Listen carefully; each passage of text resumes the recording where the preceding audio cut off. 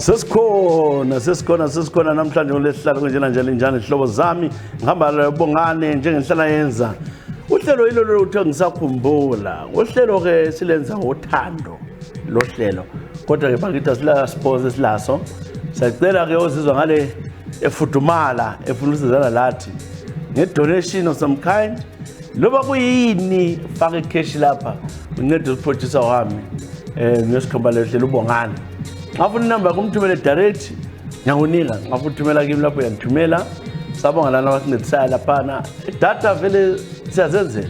somele imsize kathesi ke idata wakhe lokuyahamba kwi1 gig esesenza lo hlelo njalo libona lisenzakala siyabongelelana lonke likhona lesikhathi ke igarama zachisa njalo ngithilo ke ngilo bomzubongane suka konke siyathunqa ngobulawayo sizabona ukuthi ke lolu hlelo singabe silenza yini umbezi ke sibe kancane siziwe nyono kunjani sizi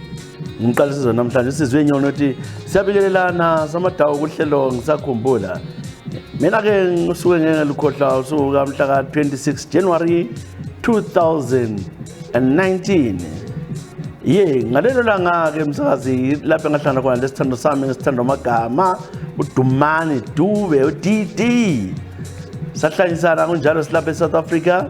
engithanda ngitshela ukuthi ufuna uyangilobola lami ngathembela ngenza yonke into wasithi ngoApril umnyaka obuyayo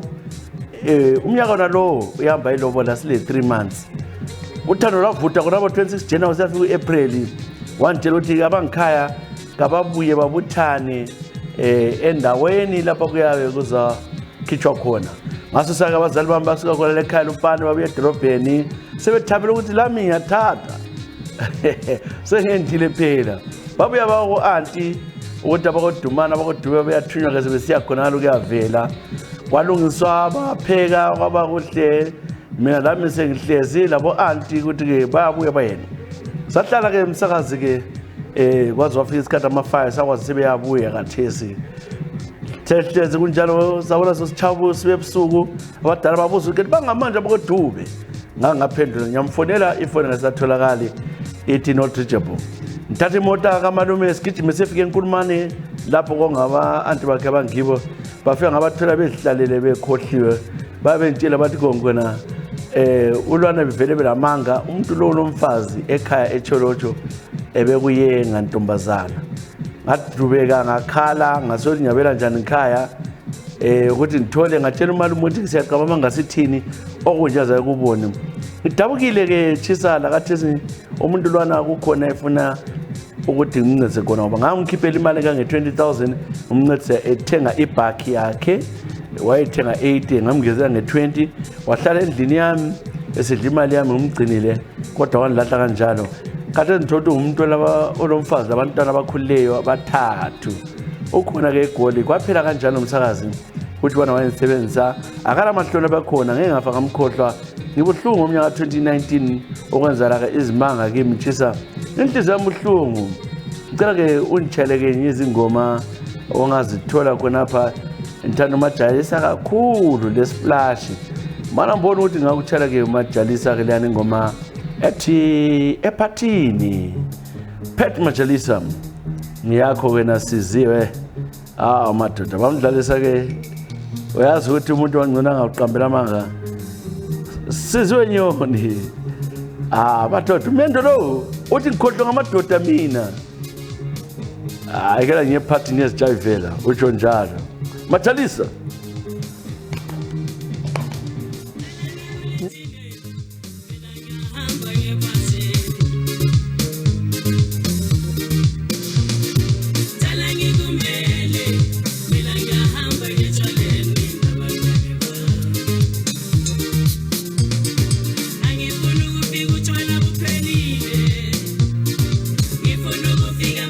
Semana, oh, oh, yo ngithola khona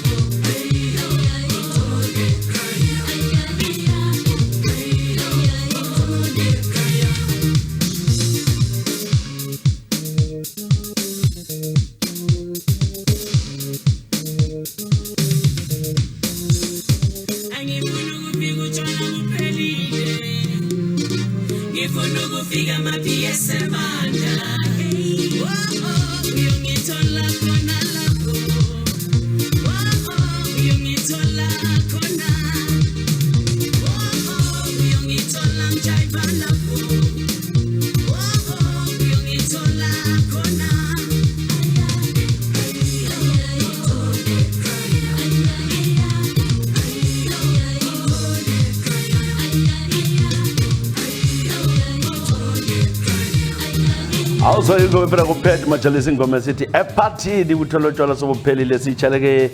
umlaleli wethu othiwa uSizi Wenyoni esithemba bane kholisile-ke Sizi Wenyoni umuntu wadlala ngawo wakubambisa phansi lingabi desperate for imthatho bomama nxa labantwana kholisa zihlalile kethu ufunani even namntwana what is important is your happiness jabula nje ungalalanga umunye umuntu ulalugula uhawule uthi lomnyama hayi bakhona basemendweni 90% of abantu basemendweni balala bekhala inyembezi iphila imanzi but baba bo Facebook bejiva bethi konke kumnandi kungela lutho bahawula ungazwahawukela be happy with yourself love yourself even you want even wendele even ungendanga whether lithokazi whether lijongosi enjoy life uthabele life nangu tapuwa Nzuza Tapuwa Nzuza udichisa umnyaka ma early 2000 umnyaka lapho ngengabusa khona bengibantu ehamba bamba inkunzi ngibamba inkunzi kogudu ngathanga bulala ke ushopkeeper ngabona wayibona indaba emanje siphepheni satshontsha sabamba egokhwe out of respect I will leave all the names osibhalele lapha ezabantu ngoba laba khoma ngabantu abafayo abaningi bakhona lababulawelayo ngenza le marobhari lawa ngabhoda ngazafika labonkayo crossroads ngabo umberengo sasithaka izitolo labo businessmen sirophile labangani bami ke othiwa ke uthile babiri lo munye ke othiwa nguSam laba ngani bami ke ngikhuluma nje ngomnyaka 2017 bashona belandelana inkinga esilapha ukuthi ke mina konke sokusebenzela isithaka inkunzi akulalutho laphumayo ngize ngabaleka ngazohlala ke eSouth Africa ngingela lutho lapho ngisebenza khona kwenye ke ifarm ngiyasenza eplaza nomlungu kodwa ngesaba ngiyamfikelo nje kuba tempted ukuthi ngibambe lapha inkunzi kodwa ngibuye ngesaba ukuthi la ngamabhunu njalo ngiyakwazi secret yabo bavala ama roads wonke balento yokuthi ba raise alarm ukuthi ngachaya lapha bengambamba ikho ngesabisayo so ngingapha ke mina ke duza le Polokwane chisa ngibuhlungu angilali kathesi ngilama problems kwesikhathi ngiyabona abantwana bephambisa izandla bekhala bengani bandilande emaphutsheni sengizamile ukugezwa ngiyagezwa lapha ngamathangani kodwa kakupheli ngize ngatshelwa ngo-anti ukuthi ngcono ngiyezama ukuthi ngiyexolise ebantwini bakhona kodwa kuyaxoxa kwami chisa kuyafela ejele ngoba eZimbabwe bazakuzwa bese bengireport ukuthi nangu ngisebuyile so ngilapha ePolokwane lo mfazi ngangilaye swangalo wesivendeni abantu bekhaya bakwazi ngili venda mina bakwazi ukuthi umuntu waye130 o130 la namhlanje yimi ke uTapuwa Nzuza ngilapha ke ePolokwane eSouth Africa ngilusizi laba ngababulala ihlobo sabulala abantu afika 6 nesikhathi sezama armed robbery kodwa ukuthi babe resista nxa sesithatha into zethu sifuna imali uNkulunkulu angixolise ngiyathandaza la ngithandazele ubana nxe umoya lo ngilandelayo ngaphela yimi ke uNzuza awela ukuthandazela abafuna mina ngiqala ngeke ngiqale mfowethu sorry kubuhlungu lokho bakithi abantu shwa wangenwa yini ukubulala kangaka abanye abantu ngicela izingoma ezichisayo ngikhumbule ekhaya but angeke ngibuye eZimbabwe ngiyafisa ukubona ungathola isikhathi udlule ngapha ePolokwane ngikuthengele ilunch uzakwazi njalo ukuthi asosumbulane lami bara ukutshela ingoma lethi into enjani le uhamba wami inkunzi into enjani nanguma Willis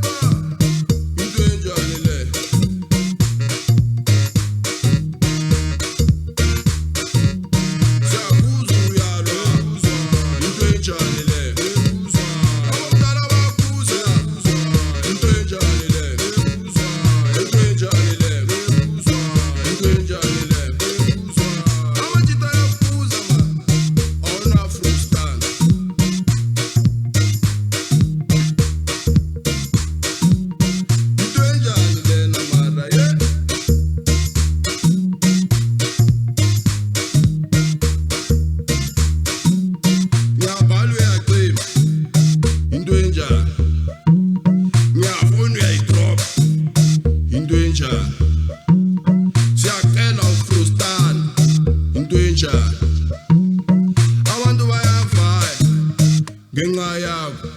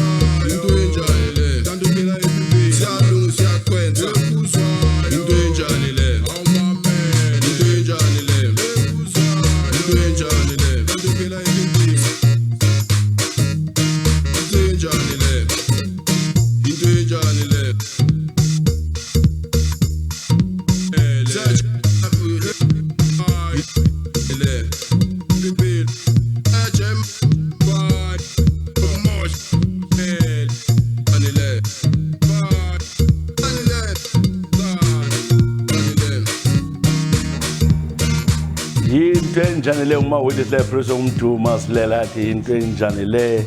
siyitshayeleke utapiwa Nzuza isigebe ngesikhulu sikhona ngale Polokwane simbizela ilunch uthi ngibe Polokwane zakhatha ke ibhasi ngiyefika khona lesiyawudla lunch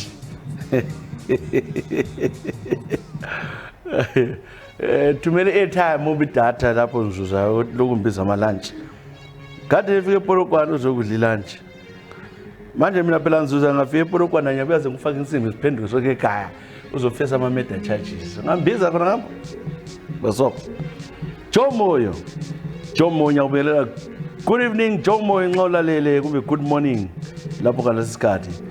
uJomoyo ukuthi kwasa ilanga lishayina thisa lichisela October mhla ka 15 ngomnyaka 2007 bengisekhaya eGomoza ngabe ngitshelwa ukubana ke wena ke ndoda uyafuneka emapholiseni kucatsheke idonki lenkomo zakoNdlovu ngathathwa ngadosa ngafika emapolice station lapha abangidlalisa ke emaselini amapholisa efuna umvumisa icala ngalathisa ngoba ngazi lutho ngalelo langa ngithe ngiphakathi khona phana umpholisa omnye wathi ke indaba yami abayizwisisi ngoba lenkomo zakhona akazikhanye ngahlala ke estoksini basithi kumele ngihambe ke ecourt abaza kuyangikhulula khona umbe bangivalele khona umbazi wami wabuye ezombona ka 1 ebuye estoksini khona bafika mphathela ukudla wahamba ngambona nje lapha ukuthi umama lo ngendlela aziphathe ngayo ke ukhaya ngani kana ndaba lami wabuya ke amaphosa athi bangitshela ngisho wathi umkazi wakho uhamba ngenye imoto lomunye ubaba hayi ke lapha zangilana ngalelo langa ngihamba ngale ke ngafika nganikezwe ibhayili umuntu wamtshelile lo oyele mota umngane welinye ipolisa kuthi babekhulumile ukuthi lo muntu uyafela ke ejele bangikhulula bengakwazi ngaqala ngihamba ngageziswa kwenye kenyanga ngalala khona ngale bengakwazi ecabanti mina sengikhaniswe koBulawayo ngoba ungani transfer koBulawayo icase yami serious bacabanga ukuthi ye ekami ngase ngenze iso ngabe zomnye umfana uduza lapha engangigezo khona ngatadlule khuluma ngikhaya ukubana ke obaba sekhanzwe koBulawayo lapha avalelwe khona umfana uthi wezwa umama ke engani umuntu ojabulese fola umuntu uthi sebemvalele usekakhumbuze phakathi ngithe kunjalo wena ngalesithathu ngalibhekisa ekhaya ngafika ke ngathola ke ekhaya imoto ephaka ezibayeni ngamanga ukuthi imoto ephaka ezibayeni sami ngabani ngathula-ke ngoba ngafika sokunqunda amehlo sokumnyama ngacocobisa ngahlala kwazi wachawuna intambama ngangena-ke emzini wami ngafika laphana-ke manje izivalo zami ngiyazazi zonke ubona-ke into ewentsha phakathi vele ungafuqa kuyahle kuwele phakathi ngathola-ke kukhiyiwe khonapho ngafika lapho-ke ngahle ngathi ngejombo ngafuqela phakathi asokugrima laba bantu-ke ngangilethotshi ngamthola-ke uswayini elinye ipholisa elali phakathi lapha lile nomfazi wami msakazi hayi ngahle ngachaya isifayo ngamvele ngithwele inkalakatha-ke yomphini ngabhonkola abantu indoda lana yakhuluma ethi ndokumbiraro regererororororo belanti sesiyakhonala ngantshaya kuphela ngathi lapha sokungcono ndi ngiyefelejele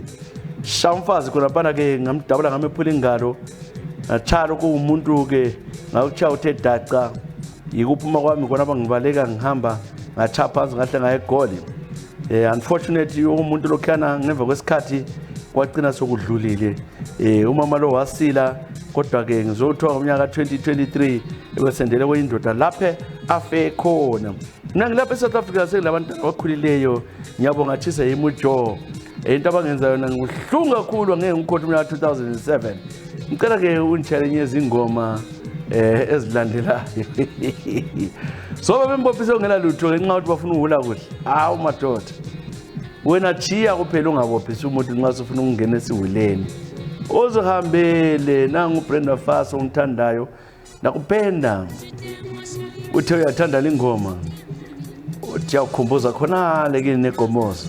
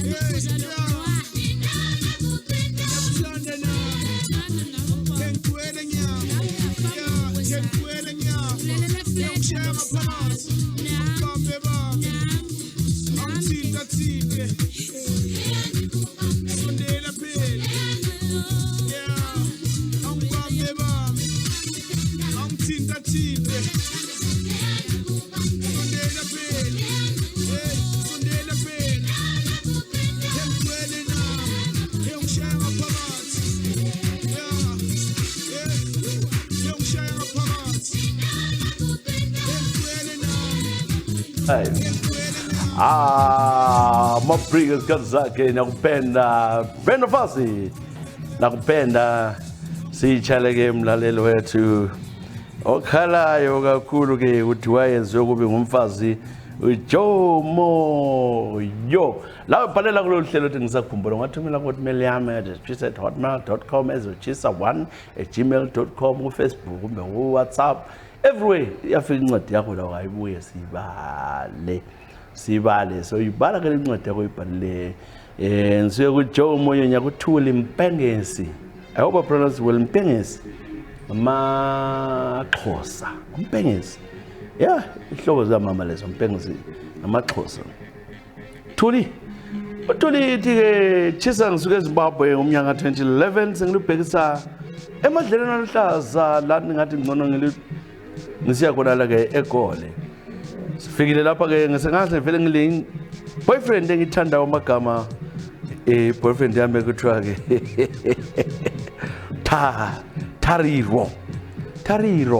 Tariro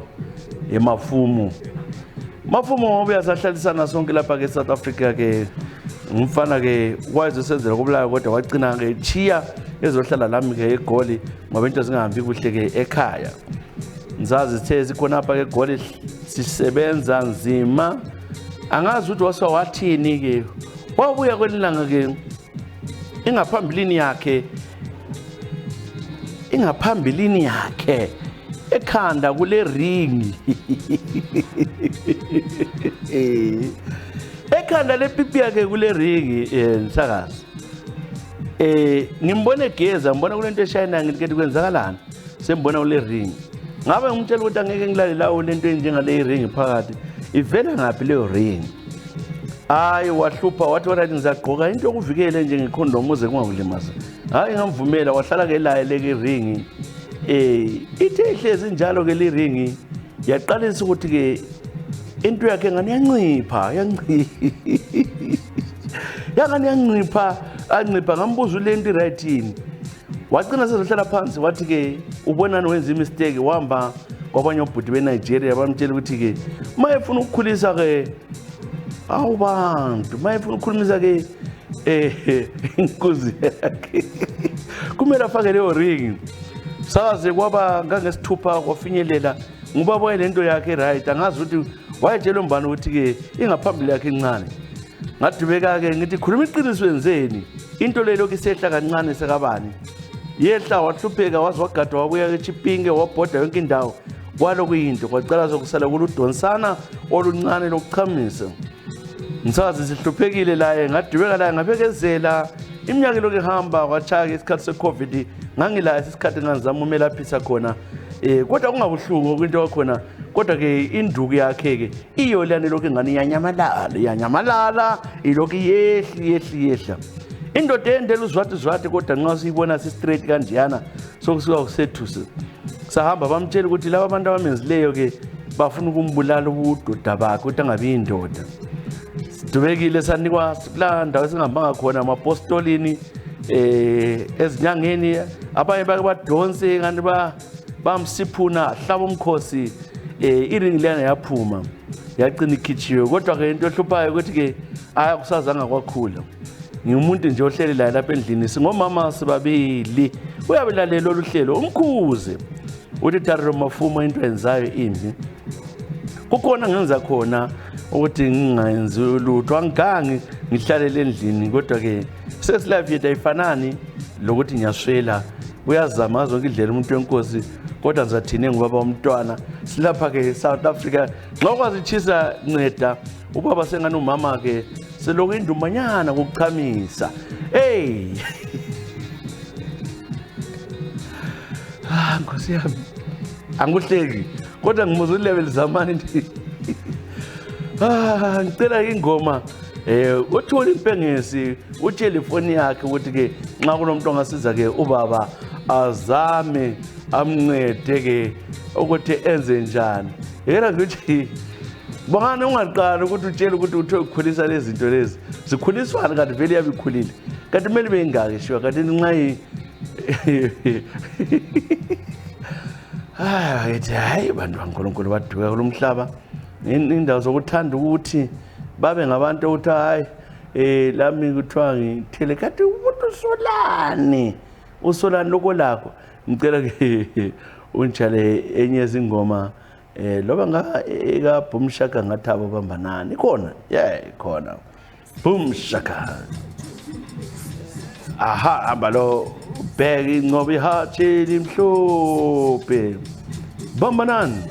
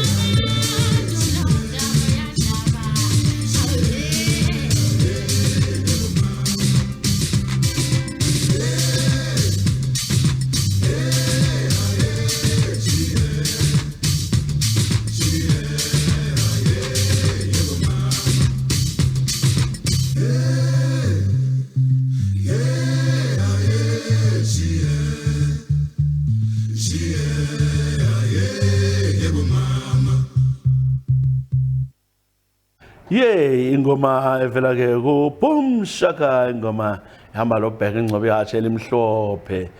ingoma ethi bambanani sitshele ke lo mama osethule nzima uthi ngithula impengesi ya ubaba wenza izimanga bakhona ngale ke South Africa imithi le ayithatha especially imithi le uthi ngicela ukuthi ngivuse ngicela imithi uthi ngiphi wena ngezisa umzimba wakho hlambeke ugijime ukude ugabe wenzeni uziphilele natural ukuze ungakhathazi Mathula Ncube ngiyakubekelela Mathula kunjani ahleke wena lokho enhleze incwadi kaMama lothi hayi ngiyahlala kunjani ngiyabekezela kodwa ubaba ngiyamthanda ngoba is compensating umama ukuthi mhlawumbe udla ngolimi mhlawumbe umuntu asazi akasachaza ngumama uthi hayi uyangizama yena kodwa angeke nze mfohle Mathula Ncube awuba uthulanga kunjani Mathula Ncube Chisa ngilibhekise UK umnyaka 2004 yimi labananye ukugcina ukufika lapha na ivisa isizafakwa bafika ngala visa lapha ngaclaim khona ukuphephela ngacela sengithola amaphepha ngo2009 ngasebenza ngasembisa ke unkosikazi wami lapha ke eUK ngangimchiye ekhaya wafika ke unabantwana sahlala kuhle hlezi sonke waqala la kuba le ndlela lena nganisedelela sixoxa labo mama beUK laba bangela makhanda lezi zalwazi lapha eNgland zabuya kuma 2000 uzanchayeza mama beUK igenga le yabuya ku 2000 omama badeleli bathela amanzi idodi zabafazi lebachisa ngahlala mama lwana wagcina ngo 2011 wabentshela inyongo wabentshela ukuthi mina ngingazocabanga ukuthi lapha kusekhaya uyawazi lama rights akhe uyazi ngamkhangela so naka abantwana ngabuza ukuthi kambe konke ku right hayi ngazithulela sibili wabelokho esebenza kwaze kwafona ke osisi wakhe kwenla wathi ngifuna ukutshela secret ongayaziyo uyakwazi ukuthi TC batho eGabis Gladys Baneng uGladys wazi lo mntwana wasale Midtown se-UK 5 years lizana ungekho wazala la umntwana wakhona wamnika ke uanti wakhe lo sisi wakhe lento egcine imfihlo umama wayekwazi kodwa wesaba ukutshela umama swatshona uyazi ngaphelelwa chisa ngaqasa kumbuza wathi ansakufuna wabethutha ihambe siya kwindawo those Nottingham wasuke Nottingham nangu sesehall wasihali nangu seseleeds eBradford wangibalekela njalo waqasa uhlanzana nama Nigeria kuthe umnyaka ka2023 ngoJuly wangifonela abantwana babesele kimi ngangimekela abantwana bami bembona kodwa wayekela ukuthi babe kimi ngoba ama Nigeria akhe lawa ayengafuni abantwana wabuya wathi ucela ubuye ekhaya waphambanisa ngavela ngahle ngala ke umsakazi into embi ukuthi ke umama lo sezikhutha usesibhedlela semental hospital but abantu basola mina angazi ukuthi bangisolani chisa ngeke ngikhohle ke isihluka ngasenziwa umama lo ke lapha ke pendeka igijima yonke indawo ngiyamzwela mama abantwana I take kids to go and see her but there's nothing I can do even angazaphume I'm not gonna budge mina sengamuva on ngilomfazi othanda abantu abami olabantu bakhe ababili laye uyabathanda abantu abami kakhulu sihlala sonke lapha eUK ungamqamba ibizo lakhe chisa uyaziwa kakhulu ngiyabonga kodwa ngithi ke abantu abachayela lama zange ngimloyela umama anzange belendala ukwenzile akwenzeyo ngoba ama Nigeria khona wayesakholiswa mbe nathalawo mhlawumbe walo abafazi bama Nigeria asazi ngicela ke unditshele ke ingoma liyana ngamthala yona sihamba ethi uhluphekile Yeso Brothers nasi ngoma kuvela kahle ngayithola wayicele wena Mathula Ncube ukhona ngale ngase UK United Kingdom Great Britain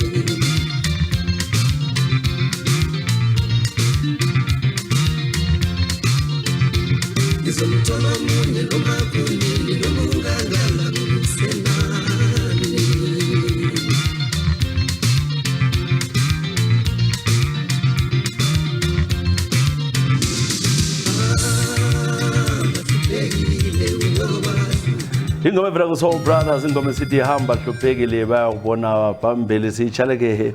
ubaba obhalele kulolu hlelo, ngisakhumbula laye ubaba osibhalele lapha njengabane ngothiwa nguMathula Ncube. Mathula Ncube Mathula Ncube siya kusenzeni usenzeni ngusenzeni moyo laye senzeni moyo ungaphinda zabontu ke ungaphinda ke lasi sibale ke ibhalele kulolu hlelo ke ngisakhumbula senzeni moyo uthi ke ubungumnyaka ka 2003 msazi bensakhula ke ngihlangana le ubaba okodube enodabuka khona ngale ngasekhezi ngathanda ke uDube enthemsizulu lomhlaba ke saba labantwana bazoba babili wangifaka kibo ke ekhezi umsakazi ekhezi yakhona liyanedola nemambale balobu khalanga phakathi indlela babe ngihlukumeza ngayo ngikhona ngale kakhulu ke wosisibakhe azange imphathe kahle wanchiya ke ekhaya wasesithi sebuyela ke eGoli wabuya ngelilanga ke eGoli engantshela ukuthi ubuya nini wangithola ngikhona ke ekhaya waqalisa ke ukungichaya wotosisibakhe bathi mina ngisifebe ngikhombile ngabuza ukuthi ngikhombe bani abatho phela ukuthi ngikhombe bani in fact wayesala ukuthi ngosisibakhe wayesithi abantu bangibonile ukuthi ngilomuntu khona apha ekhaya bengihlala ngakibo ngilabazali bakhe ngilabo dadewabo ngilomna wakho umfana ngabuza ukuthi ke nguphi njwana endlini engilala kuyo ngilala lo mnakho inkazana ngikhombe bani wangichaya wachiye ngilimazile ngabuyela ngikhaya ngabatshela ke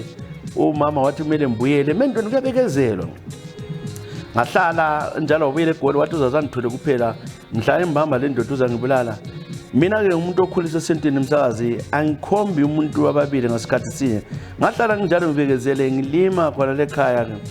wasesuka ngenye ke imini wathi yena kumele ngigade ke uMalayicha ngibuye eSouth Africa ngathola ngafika khona le eSouth Africa ngachiya abantwana ke ekhaya ngathabela ukuthi umkami sembizile ukuthi eGoli ngizobuya eGoli ngafika eGoli lapha echiye ngikhiyele endlini yakhe lapha ehlala khona ke eHillbrow aza ebuya ke ebusuku ngibuza ukuthi ke manje ngisachayela umoya yini alathi ukuthi ngifuna udinga amadoda angichaye ngamampama athi ukuthi ngilihule azathi uyalunywa yikho usakwanisa uhlala endlini ngoba ufuna ukuyadliwa ngale gangeni into leyo yamangalisa ukuthi manje ngithini ngase sengcono ngizivelele ekhaya manje sengile 2 months endlini ngaphumi ngiphuma lawe kawanye ngesonto ekuseni sisemashop ngibuye uchiwe ngikhile abangani bakhe uyenatha uchiwe ngikhile emsebenzini emsebenzini uchiwe ungikhile into leyo imphathi kahle yiko ukuzama kwakhe ukuthi ke angilimaza phana wangigwaza esandleni ngase ngijumpa ngewindow nhlanhla ngasila ngaqhamuka unyawo lomlenze ngoba sasiku 3rd floor ngathola ke esibhedlela yikuthi abazali bami babona ukuthi umuntu uyandihlukumeza ngabuya ekhaya ngehlukana laye ngihlalile iminyaka ngazi ngahlana lomunye ke ubaba ngo 2016 I'm very happy in a marriage ngihlezi la lapha South Africa lwana umuntu wacinebulela umuntu wangena ejele ngiyabonga abakithi abaphansi loNkulunkulu wami ngangiyagcina ngifele ejele ngangiyagcina ngifile engibulelele umuntu yena ke la esejele angikwazi ukuthi uphila njani khona ngale chiza siyabonga kakhulu ngohlelo yimi ke lapha obhalayo ngithi bo mama lingahlaleli mina ngahlaleli abuse emendweni lingahlaleli abuse umuntu ofaka isandla vele kakuthanda ungabona ngani ke yiluthando lolu ungaqali phuma nje ubaleke ngokuphangisa ngicela ke unjalenye izingoma ungantshela ingoma ethi amen haleluya ngajabula kakhulu ingoma evela ku New Age amen haleluya yiluhlelo ngisakhumbula bhale yakho ke ibuye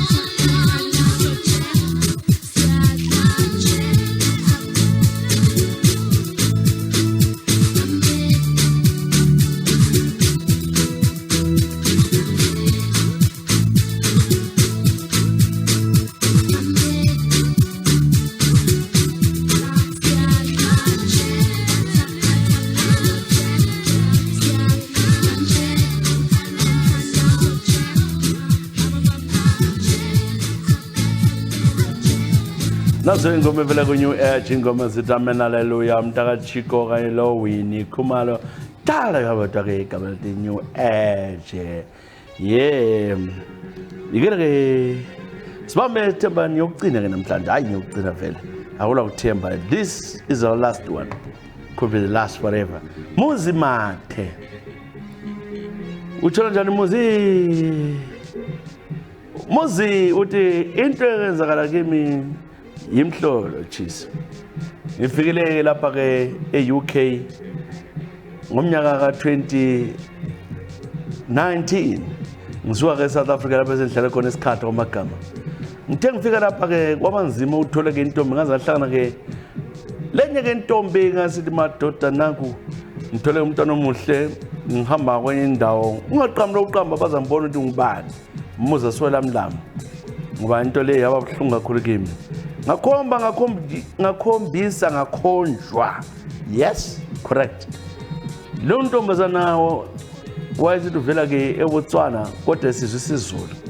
ngathaba ke sakhuluma ke sihambe out waqala wathi yena mina should not rush into sex ukuthi ngifuna ukumdlalisa lami ngayi ngicabanga ukuthi njengoba sengithole inkazana ngizafika ngiceda ngezandla zami kodwa ngikwazi nomuntu wakhe liyafika ilanga usuku saphuma ke ilanga sadakwa kakhulu amdakisa lamuthi namhlanje ngiyithola kuphela wanatha ke unkazana wesithi nguConstance Lebogang sanatha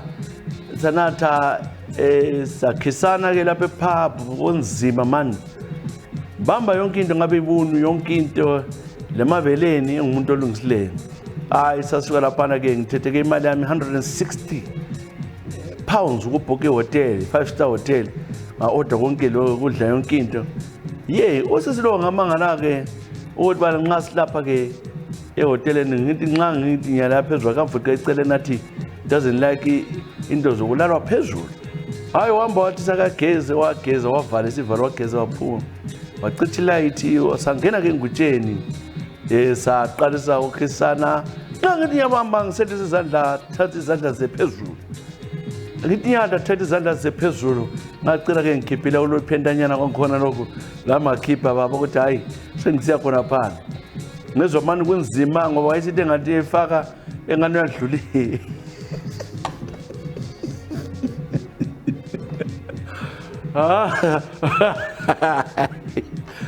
angane yadlulisa yathethisela eceleni ebambe ngithi ngiyathi ngithi zihambele kanti umuntu uyadlulisa ngapha icele leyo mlenze ezenganithiwa ngiphakathi hayi into le yanhlupha kakhulu ngilamandla mina ngiyajima ngathi ngiyathi ngibone ke umuntu indoda lele epipi ke umsindo wabo Muzi ngeqa ngoba umsindo onzima ngacabanga salisana wagijima skileti wethu wafonela reception ziba ngumsindo wagcina uya amapholisa ngabatshela ke story sami bangitshela ukuthi kumele ke hambe yena wasecabanga ukuthi ke bengifuna ukumchanga ngimbulale ngizakazi ke ngaqoshwa ke le hotel ibhadaleyo wasala ke udoti lotongo Constance le ngikhona man ozenza abafazi kodwa bangasendla imali eningi kakhulu ngamthumezela imali ama 200 ngilungisele ilanga elingaka kathi ke bese ngizithele phezulu kwenye indoda ngiyaxolisa ububi bami chisa nasi ke inamba yami kodwa kade sengilaye ke intombi ngicela ungalikhuluma ibizo ngokugcweleyo ngoba ngizayangeka story sami sazwa abantu ababili mba bathathu kuphela ongixolele chisa ngicela utshele ngoku uthi angithi nyathi abambe into lana itshekisele eceleni nathi sokuphakathi khonapho is inside kade yena uthi emlenzeni usiyafika khonani kodwa ngeze ukuthi no man indlela omele ukuchisa ngayo ayisikho lokho na umuntu enkosi wabe seqaye evula ingubo athole ke lo bhobhotshani athole ukuthi ke ngenye ke indoda into le yamlimaza umfowethu kungaselani umfowethu sithi duduzeka waphosa kwawenza ke ezimanga kodwa ke hayi awusangina utshela ingoma esiplathe ethi rofonela mvalensela ke ubongani siba kakhulu ngohlelo thank you very much sizalibona ngelinye isuku uhlelo ngisakhumbula uNkulunkulu aliphathe God bless you bye bye sihambile